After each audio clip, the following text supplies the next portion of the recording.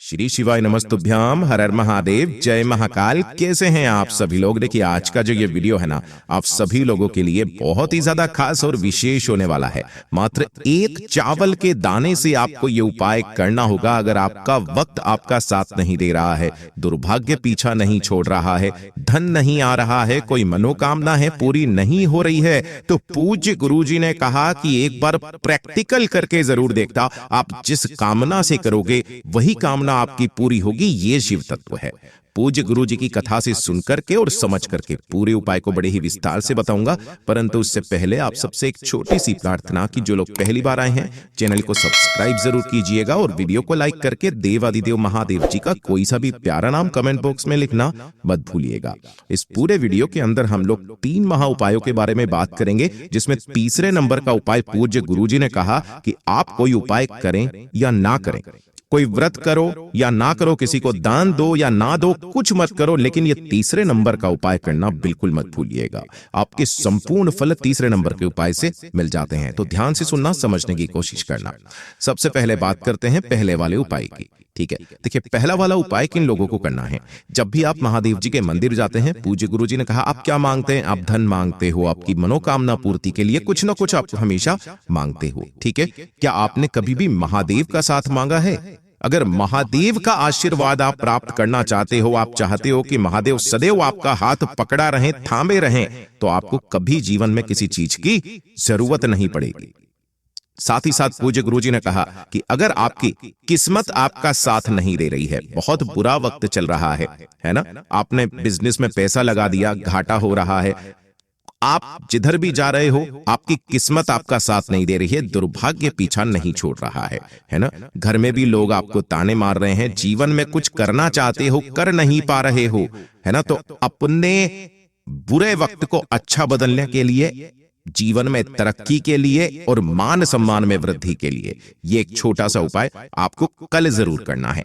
देखिए, आपको क्या क्या लेना है। सबसे पहले आपको लेनी है बेलपत्र। कितनी? मात्र 1 बेलपत्र चाहिए होगी, जो कहीं से भी खंडित ना हो, कटी फिटी ना हो।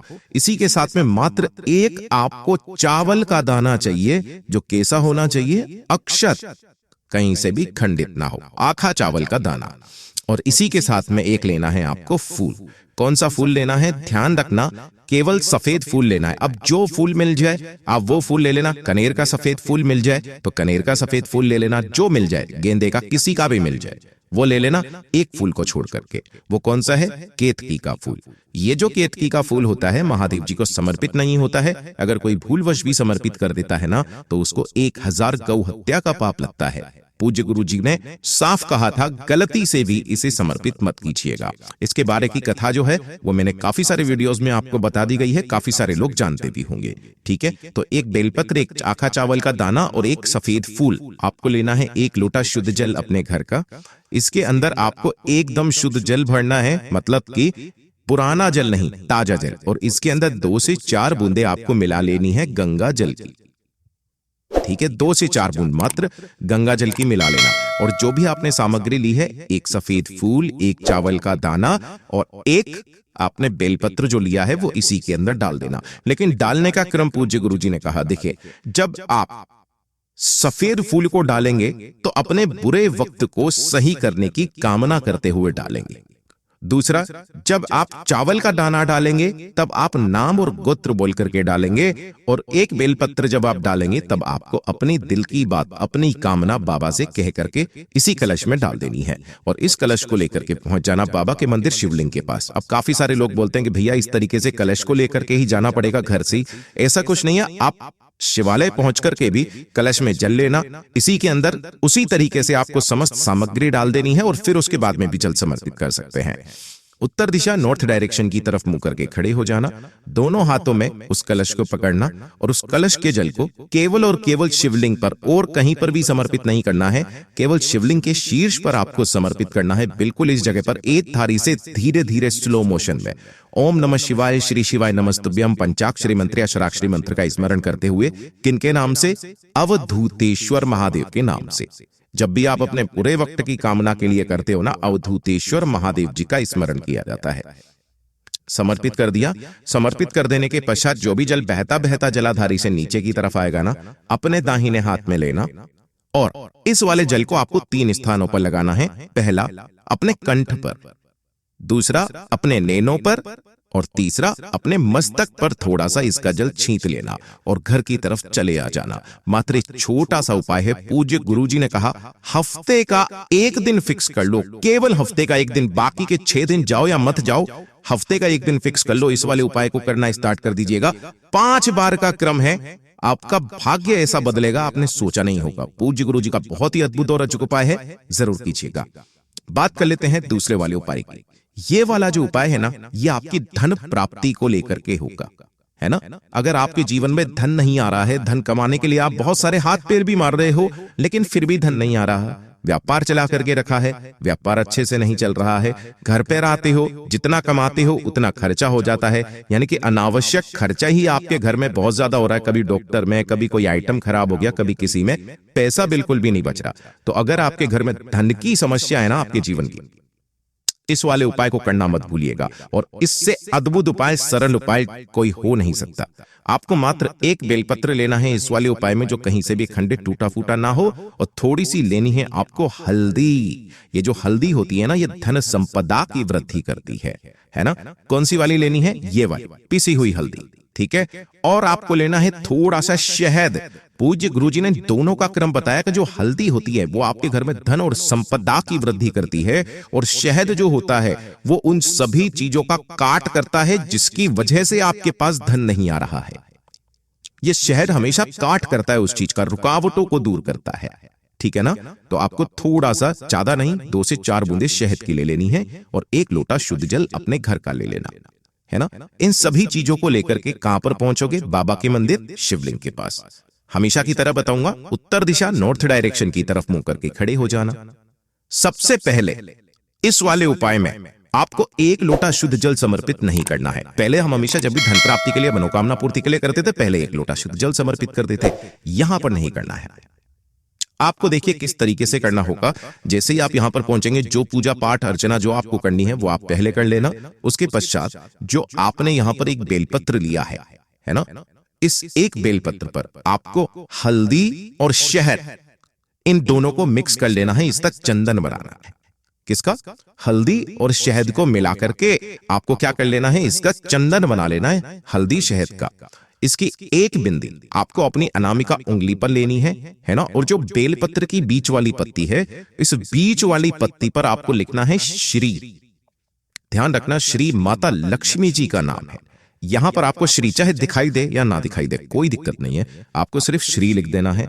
और ये जो दोनों की दोनों पत्तियां हैं नीचे की, इन पर आपको स्वस्तिक का निर्माण करना है, कुछ इस तरीके से, ठीक है।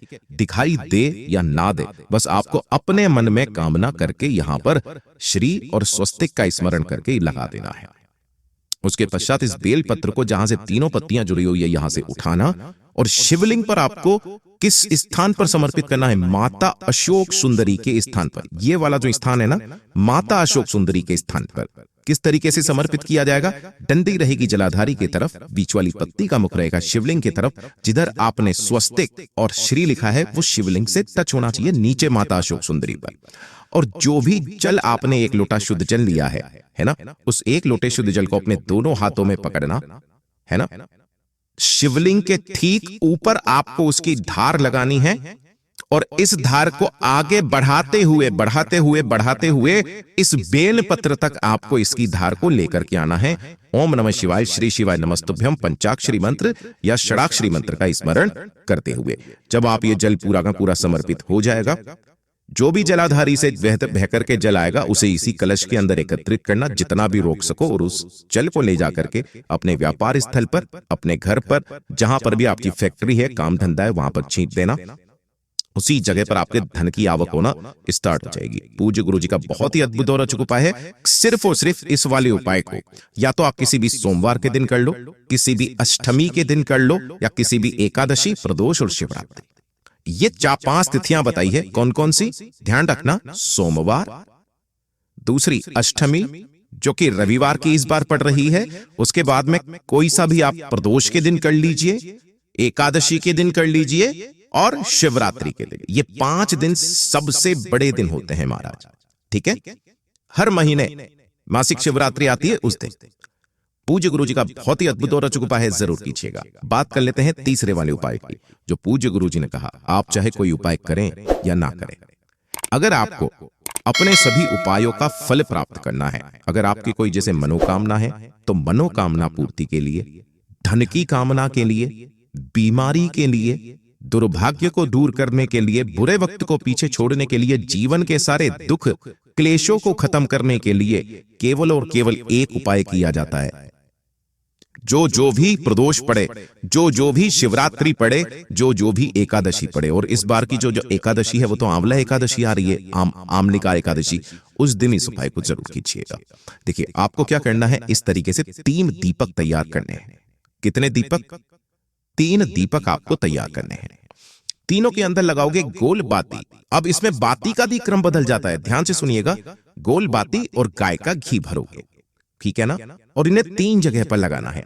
पहला दीपक आपको लगाना होगा किसी भी बेलपत्र पेड़ के नीचे, और इसके नीचे कोई ना कोई आसन जरूर लगाना। इन तिथियों को जो मैंने आपको बताया प्रदोष काल में, केवल शाम के समय पर, है ना, जब अंधेरा हो जाए उस टाइम पर आसन जरूर लगा देना।